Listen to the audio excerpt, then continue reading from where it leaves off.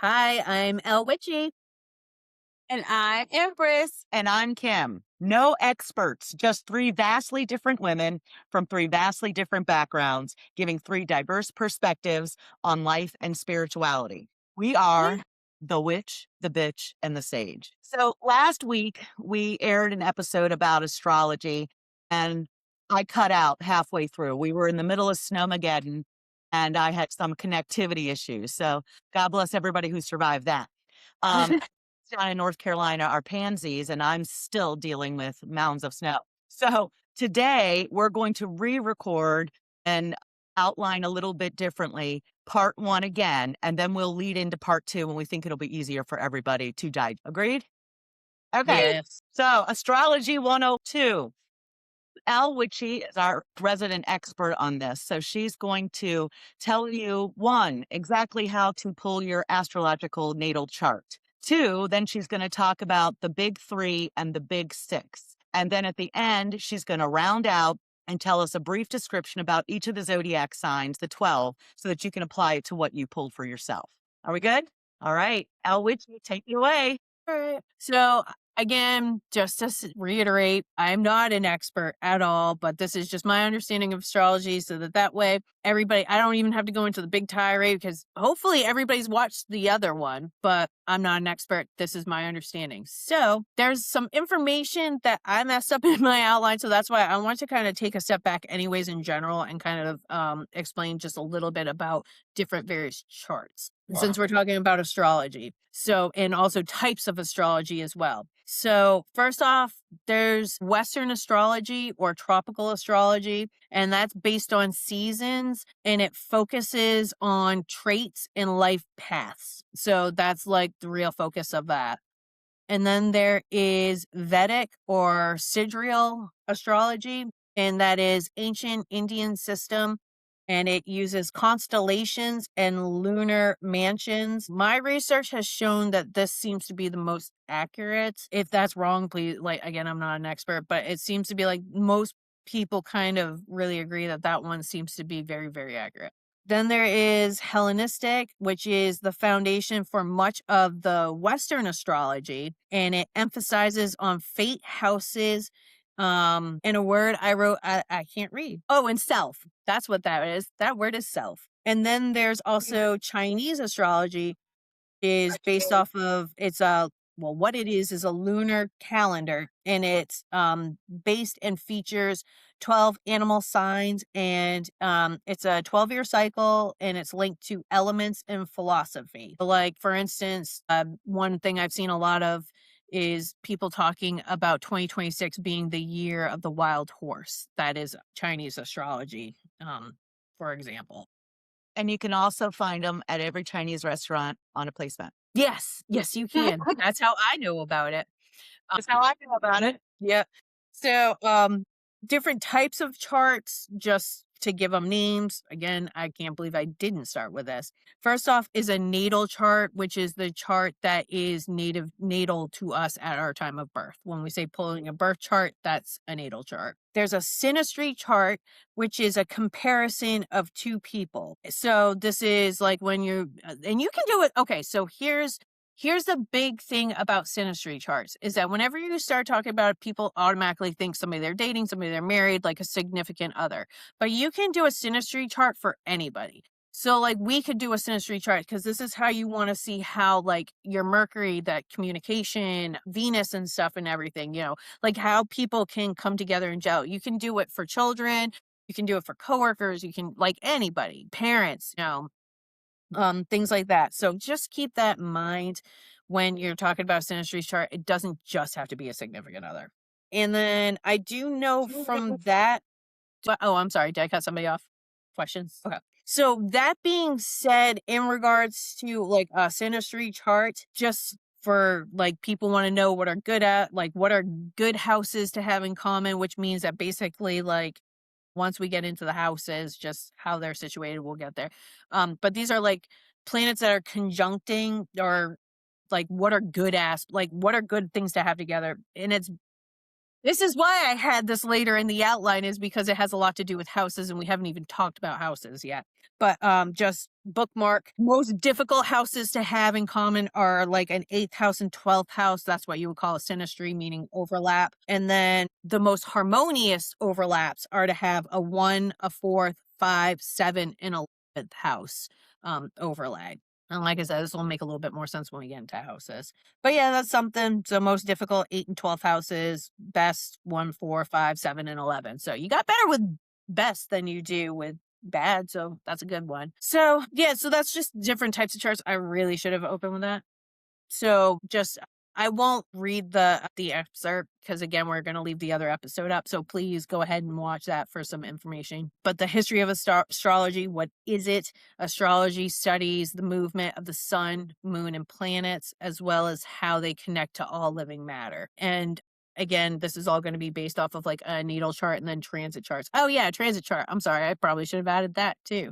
Transit chart is when you take your natal chart and just like a synastry chart where you're trying to line up two charts together to see how your two natal charts line up, like in general, like how you present and how you work together. Transit chart is taking your natal chart and then mapping out where planets are today. So that's why my pizza pan astrology is so important, because that's what I'm actually charting with this. This is for a transit chart, but I've got my placements on here so that way when I move all the crystals, I know how are they going to interact with my different houses, as well as like what they are and what my planets are.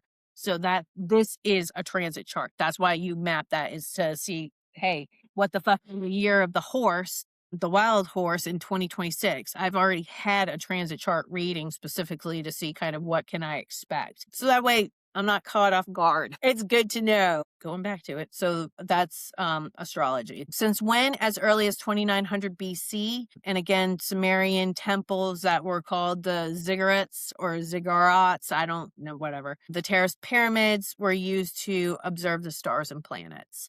It was definitely the first science. And science, again, does support astrology, with Einstein, his right-hand man, David Brahm, helping him. To pull a natal chart, you need to go to a website. There's plenty of free ones out there. AstroSeek, astro-seek.com is one. And then it's astrologycafe.com is another one. Those are, and Empress, your thoughts on Astrology Cafe? Oh, you're muted. My dogs were in here cutting up. I had to mute it. I'm feeding mine treats. That's okay. I got to do that next time to keep them quiet. They just Yeah. busted the door open. So I've used both of them. And if you're a newbie, I found Astrology Cafe to be more user friendly as far as reading the planets and the different descriptions. And it was easier to input the information. So, and if you don't know your exact time you were born, you can pull your chart, but it's not going to be completely accurate. So if you could find the exact time you were born, it's really important to get your chart like accurate. My 2 Most cents. birth certificates do have them. Most. Yeah. Yeah. Oh, sorry. I was Mine going to did, say, but my husband's didn't, but mine's did.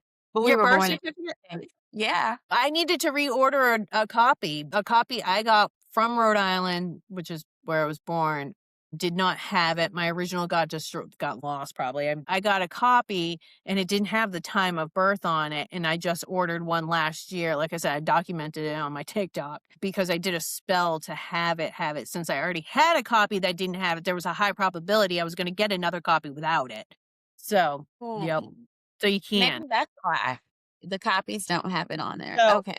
Either way, if you have your exact time of birth, AM, PM, 621, whatever it is, it's going to give you a more accurate reading. It's going to give you a more accurate. And if you can't find the time or you can't get on your documentation of your birth certificate, if you can, ask a family member or a parent or something like, hey, do you remember? Was it nighttime, daytime? Just try to get as close as you can. So, because like she said, the planets, they do moves. Just to try to get as close as you can. Yeah, rising sign changes. That's the one thing. If you don't have your time of birth, you don't know what planets are what. because you won't have your rising sign. That's very specific to where it is on the horizon. So, and that's how you know it is that time. So you won't have a rising sign and you won't be able to follow your houses. So that's why it's important, but it's important, but it's not detrimental. Right, right. Exactly, exactly. That's a great way of putting it. I agree. You do need to know where you were born, City like and where state. the hospital was or home or whatever. Yeah. Most of them, and I do believe Astrology Cafe, it's the city and state. Yeah. So the big three is your sun sign, which is when people start talking about astrology. That's the one that they always know. That's the month you were, the month you were born determines your sun sign. But again, it's usually like the 20th or the 21st of a previous month through to the 20th of the next one. So it's like, that's how, like, for instance, Gemini is May and June. So the last third of May and then 2/3 of June. And so that's how all of them are. So Mhm. it's based off of that. So it's a month, but it's in between 2 months. And that is your core or your ego, so your personal identity. And my understanding to be like a soul's purpose. And again, that changes every like 30 days. Your moon sign, which is how you think or how you process, and that changes every 2.5 days. That's why your time of birth doesn't determine these, because it's not like this thing is like close to changing, unless you're fucking at the last quarter of that day on a moon sign. I mean, there's always that. Near the equator. Yep. And then, of course, your rising sign, which is what we're talking about, which is why you need your time, is how you present to the world or how people would essentially describe you. And that changes every like 2 hours. So, and those are your big three. So, again, that's like you. So, it's, your core or your ego or your soul, however you want to say it, plus how you think, how you process, and then how you present. And those are the big three. Who Okay, can first? I just recap for myself? Can I just recap real quick? Sun, moon, rising, big three. The Yes. sun is how, like your soul contract, right? And then your moon is how you think. And then your rising is like your personality and how you show up. Is that about Yeah, yes. Most people will say ego. I believe it's the soul's purpose. So I wouldn't, but contract would be the same thing as that purpose. I understand exactly why you're saying that. I'm just hesitant to say yes, even in describing it that way, but it's right? your ego. But yes, Okay. I believe so. Empress. Mine was simple. I just missed the sun. How often does that change? Monthly. So next up is that big six. So it's three more planets to make it a big six. And this is how I would say, and these are all personal. All six of these are personal planets, which means it's you, it's your individual. But if you were to say the big three is like you in how you are, even how you present, a big six would literally be how do you interact with others or how do you externally express yourself. So first up is Mercury, which is how you communicate. And that changes every 3 weeks. Next up is your Venus, which is how and what you love. So it's not just about romance or anything of that. It's a lot of things. It's everything in regards to what do It's you like love? your passion. It's like Yes, your you will. passion. Yep. Mars is your drive, your ambition, how you tackle problems, conflict, what I would call a mode of operation. That's a good way of putting it. Sorry, Empress. I know I'm a stickler for this, but I'm taking notes. You're fine. I didn't hear the time for Venus. How often does that change? 5 weeks. I didn't give it because I don't remember saying 5 weeks. It Thank changes you. 5 weeks. Mercury's 3 weeks, Venus is 5 weeks, and Mars is 2 months. 2.5 months. 2 months or Yep. 2.5? Two. Two. Okay. 2.5 days is the moon. Is the moon. Okay, got it. Gotcha. Yep. Gotcha. Okay. And Thank rising's every like 2 hours, something like that, roughly. Gotcha. Okay, Yeah. I got it. Thank you. Okay. Between the three of us vastly different women, can you tell who's going to dive into their natal chart after this and who's just going to eat snacks? Yep. Okay. So now I love it.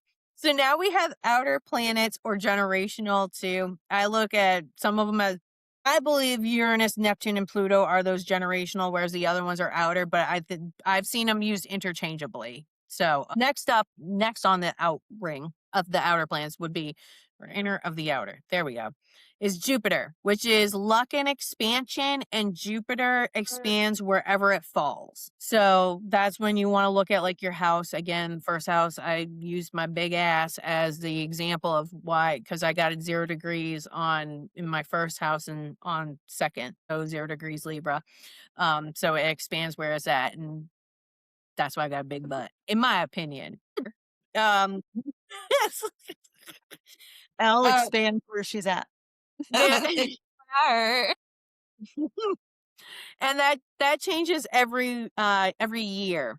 And I believe it's moving out of Cancer here shortly. Then next up we've got Saturn, and Saturn's a big one. So even though this is an outer planet, it's huge in life. So this is about lessons and karma, but it's mostly lessons. It's about learning where it hits depending upon the houses. It's teaching you to sit and to learn your lesson and to learn how to tackle certain themes in different ways. So that's why, like, you would say it's karma, because you'll repeat cycles. It's a karmic cycle. But anyways, that is something that's huge, is a Saturn return.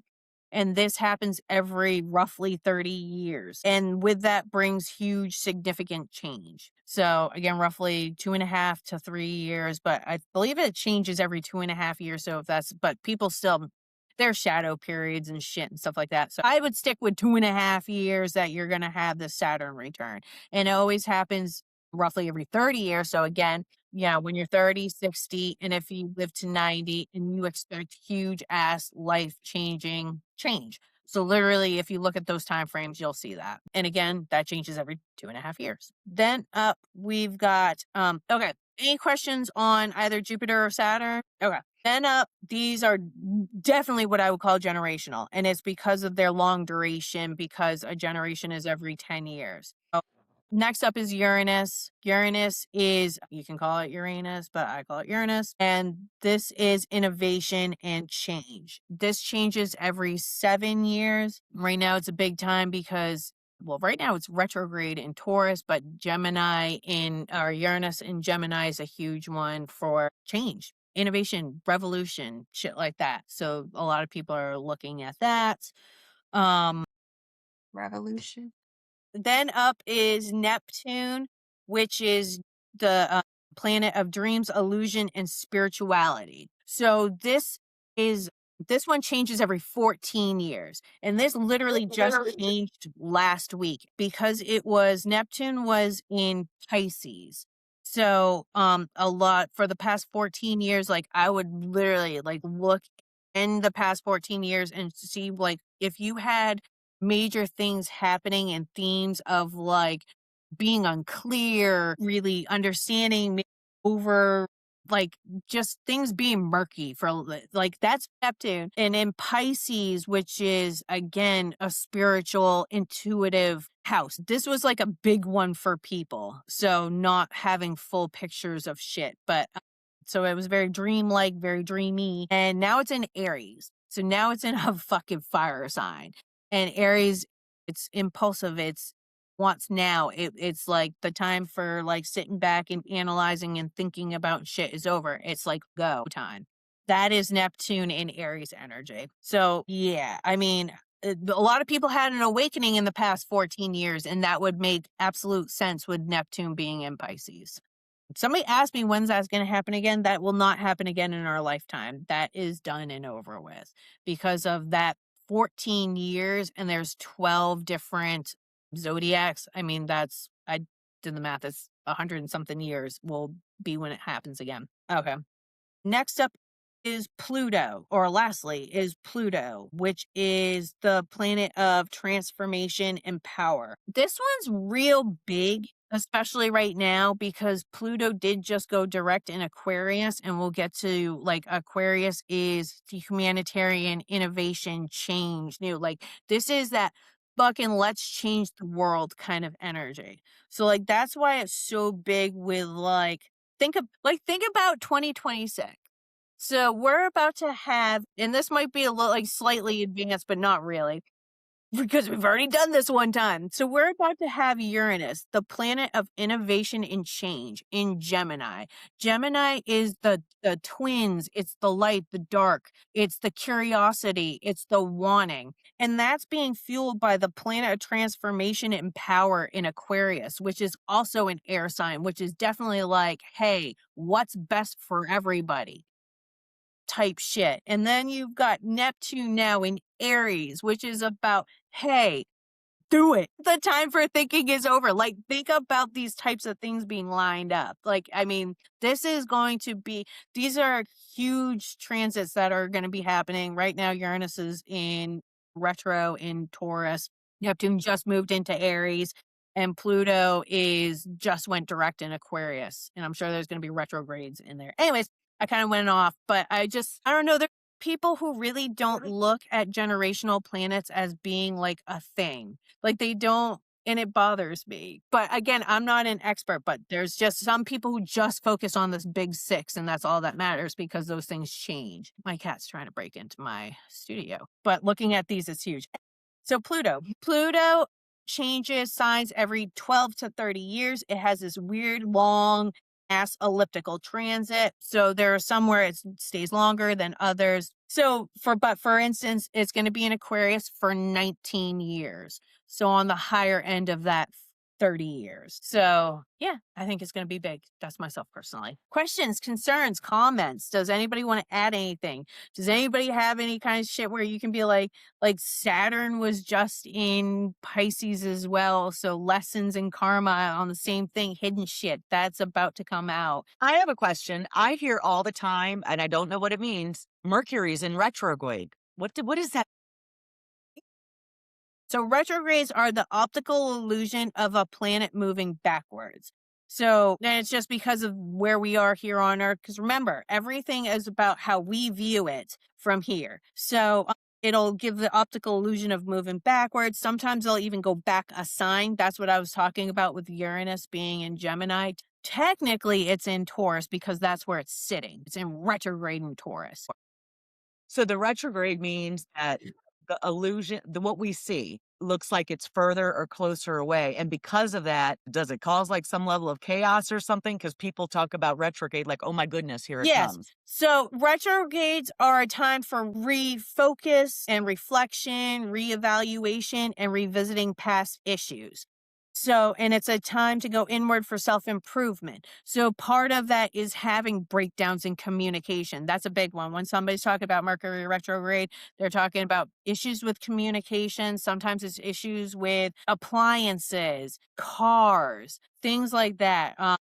Because it's basically making you kind of, again, reflect, go in, past issues.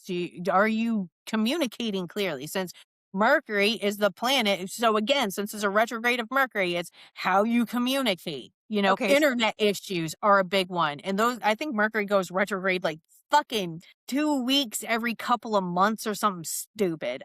I did not look up how long retrogrades were. Yes. But there are other retrogrades. It's just when I keep Yes. hearing Mercury's going into retrograde, like brace yourself. That's why. Yes, because of the fact that again, that's it's a planet that changes signs every 3 weeks. So if I just said that it spends 2 weeks every like fucking quarter or something stupid like that in retrograde, and then they'll talk about a shadow period. I mentioned a shadow period, meaning you feel the effects before it even happens as well as afterwards. It's like, well, if that were the case, you could never communicate properly. But because again, it moves so often, it's not unusual to have those very frequently. Well, And since it's a personal planet, it affects your day-to-day life. Yes. and it happens frequently enough that I hear it enough. Like when I'll hear it again, I'll be Yes. like, didn't we just get out of it? And it is Yeah.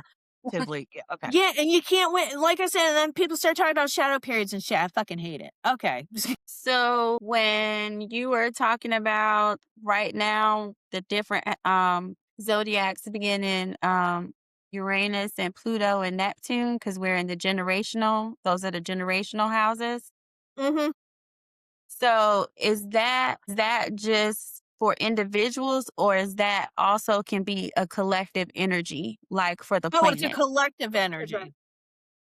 Regardless, I guess that's kind of a misnomer because all of it would be collective anyways, if that makes sense, even if it's personal planets. Right, right. Yes. But the collective as a whole would move in the same way, yes. But depending upon where it is in your chart makes a difference. Like I said, it's getting kind of cart before the horse. But like, so for instance, I mentioned Gemini in or Uranus in Gemini. Well, that happens to be my 10th house, which is of my career and public image. You may have Gemini. Okay, I can tell you exactly where it is. What is your rising sign? Virgo. No, my rising is Scorpio. Scorpio. So you're a Scorpio rising. So 1, 2, 3, 4, 5, 6, 7, 8. 8. So Gemini is your 8th house. So the 8th house is of transformation and shared resources, inheritance, sexuality. This is the 8th house is the house of things that are like hidden, things occult. Think that hidden desires. That's why the 8th house is very difficult because it's a lot of like behind closed doors. Think of it like that. 8th house is behind closed doors, whereas the 12th house is like straight up secrets, is Gotcha. my understanding as a non-astrologer. More interested in how it affects the collective, though. It would depend on where it falls in your house.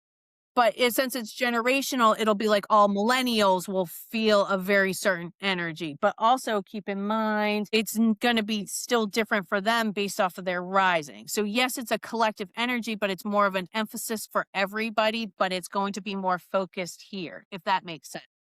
I'm just trying to figure I know out you're trying to think revolution. Think of it like this. if the planetary energy i- is going to help in the long run. That's what I'm trying to figure out. That's what I've tried to have a conversation with you about several times, is that Uranus in Gemini is necessary with Pluto in Aquarius to do what needs to happen. And the next year, I believe it's the next year, there are planetary placements. I think in the next couple of months that we've never seen ever before in life. And I got chills as I say that. And I don't know what they are, so please don't ask me. I know there's like a trine that's going to happen in a couple of months too. That's a big deal. Like astrology's huge because it's necessary to get a collective movement. But it's also going to look different for other people, but it doesn't matter because it still has that flavor. Yes, ma'am. And also, if you dig deep into this, which I probably won't, I'm just being honest, but if you did, there's some predictors there, is what you're saying. Yes. There's Oh, God. Everybody has predictors, but you got to be careful. It's just like tarot. A lot of things are up for interpretation, and that's part of why I don't mind sitting here and talking to you about astrology but maintaining I'm not an expert, but this is my running knowledge of it as somebody who's an enthusiast. And I actually had I read somewhere on Reddit, or no, it was a TikTok where somebody posed the question of this. And I'm not saying anything, but it's truth. It's truth. Who would you rather listen to? Somebody who has a PhD in a field or somebody who has ADHD and a hyperfixation on that subject? The ADHD person. Even people with a PhD said the person with a hyperfixation. And if anybody knows me, this is actually a hyperfixation of mine. But I also know it's too extensive for me. I can't get into the nitty gritties of it because math, that's what we said in the first one. There's a bunch of math and and aspects and shit and what I call chasing a chart. It's like, you got to find this ruler over here. And then where's this planet over here? Go get that. Yeah, I can't do it. Can't do it. I can't. It's too much. But I know enough to get by. And it's more than the average person. It's just a hyperfixation. There are some who won't look at Pluto. Pluto did not exist for many years because we didn't know it existed because we couldn't see that far away. So there's a lot of aspects of like people won't look at Pluto as being important for transformation and change. But again, this is where patterns become important. Look at different points of where, like a transit chart, what was happening in the sky on such and such date. That's why people are freaking out about Uranus with Gemini. It was like World War II, Revolutionary War, shit like that. Pluto in Aquarius has same type of shit. I can't remember. And this may be faulty info, but it's like, and having these transits together. And then plus, like I said, Saturn's about to move into Aries. Neptune's in Aries. These are like Aries is very impulsive. That's why I like as shitty as everything is in the world right now, and I fucking hate it. I hate everything about it. I can't stand it. Bothers me. But again, if it does nothing other than fuck with the collective to the point where they do something about it, we obviously haven't hit that point. But I'm eyeing Aries and I'm eyeing when Uranus goes back direct into Gemini. Like these things are going to be important. And it's going to be when the collective says, fuck this shit and fights back. The bottom And line is, the bottom line is, we have learned a lot in the time that humans have been on this planet, yes, but we still don't know everything. no. And it's ignorant to think that we do know everything. That's neither here nor there. That's a whole nother episode. Yeah. Yeah. Anyways, sorry, but that's important. So I can talk about comets now or questions, concerns. I'm sorry. I don't mean to like get on a soapbox or anything, but that's part of why I'm passionate about astrology because it gives me hope to look at it and to understand and to know, these time frames are going to be very important. But yes, but Kim, you're absolutely correct. Fucking coming back around that yes, people do predictions with these and that's Well, I also imagine that historians can look back to yes. validate certain events at certain times and look at, the placements of all the things. And like I said, predictors, I'm not saying predicting the future specifically, but that there are some generalities about when these planets are aligned at a certain time, and history proves that. Yes, absolutely correct. Again, pattern. I believe that the line from movies that you always hear is the stars align just correctly. But I think that's more than hyperbole, and I think that's more than just poetry. I actually think it's spot on, is what I believe. Like when you start looking at major life changes and stuff, start looking at what's going on in your chart. It's going to tell you where are your Saturn, where are your personal planets, like personal planets. So we've got look at your generational. Where's that fucking chilling and where's that bouncing off of? 2011 was when Neptune went into Pisces, which was also part of my Saturn return. So it was like I moved, I packed up, I changed careers.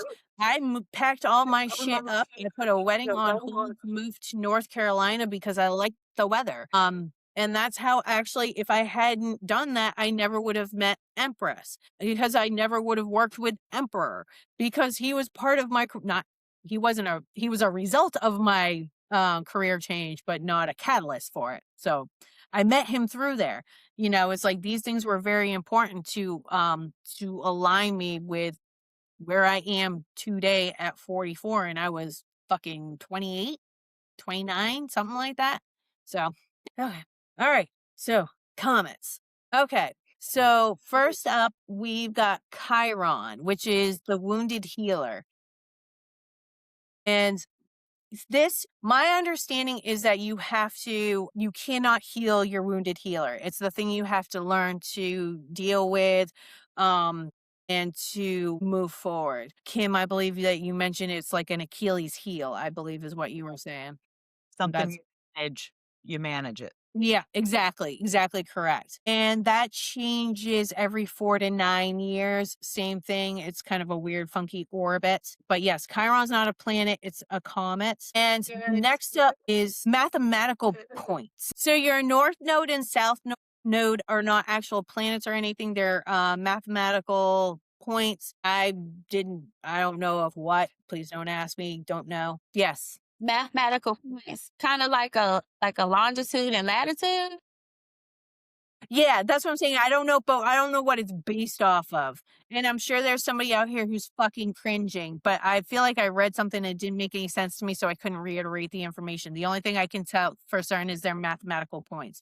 Just like Lilith, the dark moon, is actually like the dark side of the moon, but not the actual moon. It's another point. It's another mathematical point that's done up somehow math. I'm not teaching a college course, so I can just tell you what they are. I implore everybody use some Google and you're going to pull it up. My ear just popped. You're going to pull it up and it's going to be fucking something simple. And you're going to be like, oh, you're a fucking moron. And I'm be like, yes, I am.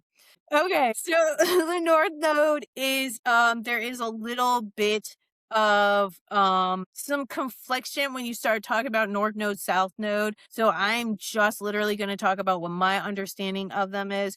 People get fucking up in arms and say, yeah, they're saying it's past lives and it's not, whatever. So a North Node, my understanding is it's like your soul's destiny, your life purpose, and areas of growth. So these are things that, like, for instance, my North Node is in Leo and my South Node is in Aquarius. So my South Node is I've mastered the humanitarian aspect, things of that nature, because that's why the South Node's in Aquarius, because they're always apart. They're directly across from each other. So whichever fucking way it is. So that means that I've mastered being like that person who was innovative, who was a humanitarian. So now my North Node being in Leo means that and also it's my fucking 12th house. So that's the house of spirituality and secrets. So basically, I'm supposed to live out loud in regards to spirituality. Hello. Uh, but which actually makes a lot of sense with my chart because I have a whole stellium in my Gemini 10th house, which is of career and public service. So me doing this is like literally like fucking written in the stars for me as far as I'm concerned. So that's kind of my understanding there. That changes every 1.5 years. And the South Node is, again, your South. My understanding is your soul's past, what's ingrained or mastered habits, talents, including comfort zone. And it's also baggage from past lives.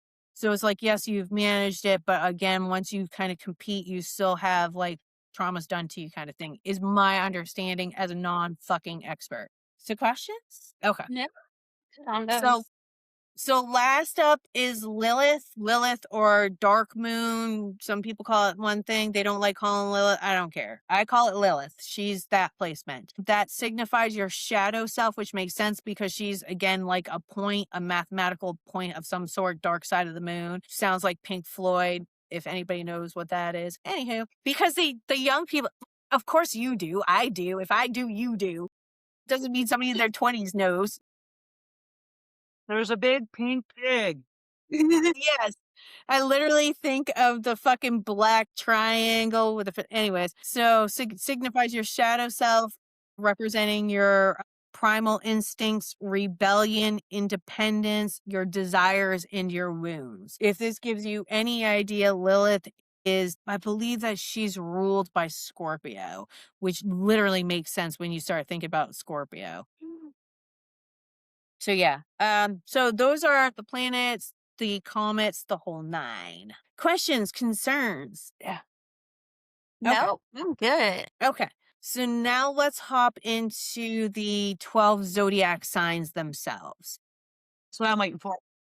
Yes. So such as, so here we go. I'm going to show you the thing that makes this easy. The reason why I asked Empress where her rising sign is because everything kind of falls in line.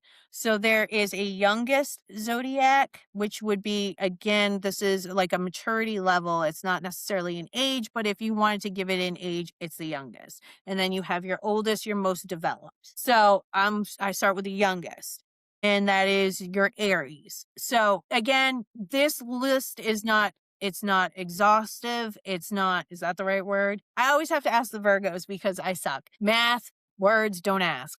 So it's not all inclusive, but it's a generalization. It gives us enough to play with. Again, please go ahead and do research and see. And also, if you are one of these, I'm sure you're going to have a lot more clue as to what they are than me, who's going to be reading them. So Aries is action, it's energy, competition, looks for adventure. The flip side, the shadow side, the darker side, or less positive traits are that it's impulsive, hot-headed, quick to anger. As I've said before, I literally always refer to it as a 2-year-old because it's like that toddler. It's like that, I want it now. Consequences are tomorrow. I'll deal with that when I cross that bridge kind of thing. They just want now. Taurus is next up. They are fierce, they are loyal, they are generous, and they are very honest. On the flip side of that, they are stubborn and their laziness can deter their goals. I think of them, as I said before, as either a bull in a china shop or a willow tree whose roots run deep and have a big ass expansion, like their wisdom, but also you can't fucking stop them. And they don't care. Next up is Gemini. They are known to be intelligent, curious. They're communicators. Flip side of that is that they are easily distracted. They are gossipy. They are flippant. They are restless. People think that they change their mind all the time. I say that as a Gemini. Next up is Cancer. Cancer is nurturing or intuitive. Anytime you're dealing with a water sign, and I kind of recap it at the end so that everyone knows what are the different elemental signs. But anytime that you're dealing with water signs, which Cancer very much is, you're dealing with intuition and feelings. All water signs are intuitive. So with Cancer, nurturing, intuitive, active. Flip side, they're moody, they're clingy, resistant to change, and they can build emotional walls. Next up is our Leos. They lead, they perform, they're confident, they're people. But flip side is that they're arrogant, inflexible, dominating. Again, they to me are the showmen of the zodiac. They're just literally the spotlight loves them, and they're just naturals there. Next up, then we got Virgos, which we all have major Virgo placements, but these two are Virgo suns. So they are loyal, hardworking, practical, analytical. They're problem solving. Flip side, perfectionists, controlling, judgmental, and closed off, which is I agree with only the first negative. I'm just putting that out. it's not a negative perfectionist. It's not Yeah, a negative. I don't view it as a negative. Side. All the rest of them, Uh-huh. Okay. But I would say that, I'm a little bit older. I have seen transitions that some are heavier at certain times than other. feel that. As a Virgo rising, I'm all of it. Anyways, Libra. It's like I'm going through, I'm like, I can't say no. It doesn't mean that it's in everything, but it's like, yeah, no, I got it. Okay. Sensual, passionate, diplomatic, justice. They are justice fighters. Flip side, they're unpredictable. They like avoiding conflict, and they are very self-preserving, which can mean that since they don't like conflicts, they have a tendency to be people pleasers. Next up is Scorpios. They are passionate, they are loyal, they are intuitive, charismatic. Flip side, they're intense, possessive. A Scorpio and you come across one. Just gonna say that.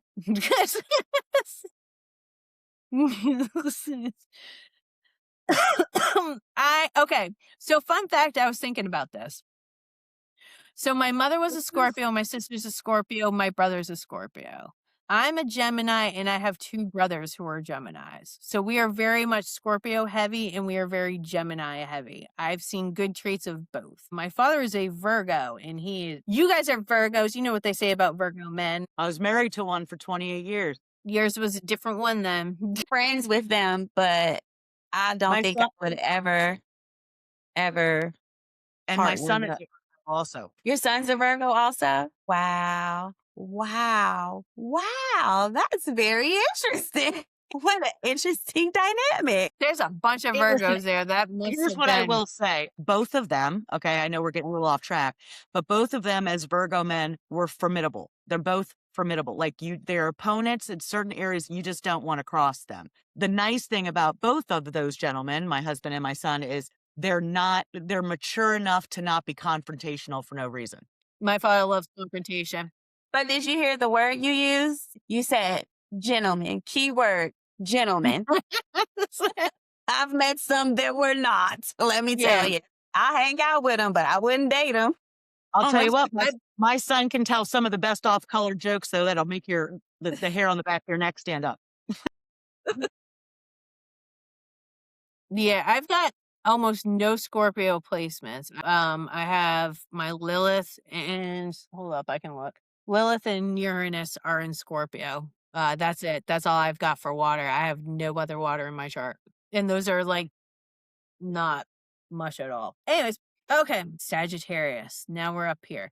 So they are positive, they are lucky, they are humanitarians, they have wanderlust, meaning they like exploring. Flip side, they don't like being tied down, they can be egotistical, and they are very blunt. Next up, we got Capricorn, which are ambitious, disciplined, hardworking, analytical. Flip side, skeptical, inflexible, emotionally reserved. Then we got Aquarius, which are visionary, cold. I don't know why I had that in the positive as a Aquarius moon.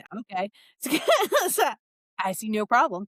Condescending, humanitarian, unique. Flip side, emotionally detached, unpredictable, unwilling to compromise. And then last but not least, so Aquarius is the second oldest.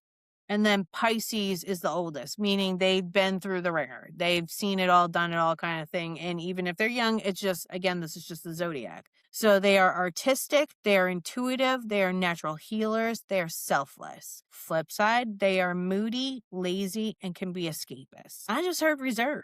So all these zodiacs fall into 4 elements, which is water, fire, earth, and air. So your water signs are emotional. This is again the tie-in with tarot, and just everything in general.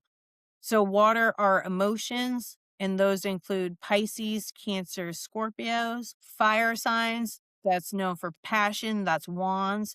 So those are your Sagittariuses, your Leos, Aries. Earth signs are hard workers. They are, like I said, like again, like salt of the earth comes to mind. They are definitely, boots on the ground, analytical, shit like that. Those are your Virgos, your Capricorns, Tauruses. And then finally, we've got air signs are about air signs are swords and they are thoughts. So that's why, like I said, I got super bad ADHD and my fucking brain's constantly going. It never shuts down.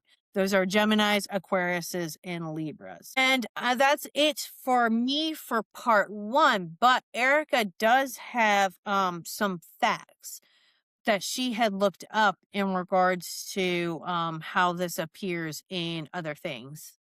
I did. Yes. Remember the 12 disciples and stuff? Oh, yes, yes, yes, yes. Oh, so I forgot we were recording part 1. It happens. I just made myself to eat a snack. Right. So what I wanted to point out was when Elle was saying in the beginning how astrology's been here since the beginning of time, and to draw the correlation to the zodiac with the 12 zodiacs, also you have the 12 disciples. And if you want to go and read the whole Bible story, which I'm sure some people have, if you look at the different disciples' personalities, they match the different zodiac signs, whereas Aries is what you said, the initiator, the go-getter, that was Peter. Andrew, that the steady one, that's Taurus. Gemini, the messenger, that's James the lesser, so forth and so forth. Here, Kim, I'll read ours. We're Philip. So Philip was the analyst. So I just want people to understand that even though we might not follow the same faith or believe the same thing, we're still all connected. Whether we like it or not, we're still all connected. Faith kind of rides the line of intuition. When you really believe, you believe in something, like, it's going to happen. I put my faith in it. I'm going to make it happen.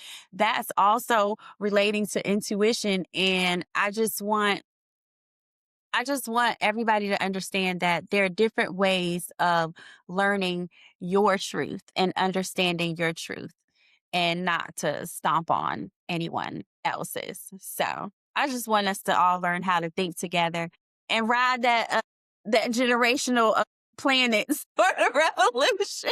And I'm that is here my for it. final note. Love it. Are we ready to close the show out? Yes, part 1, yeah.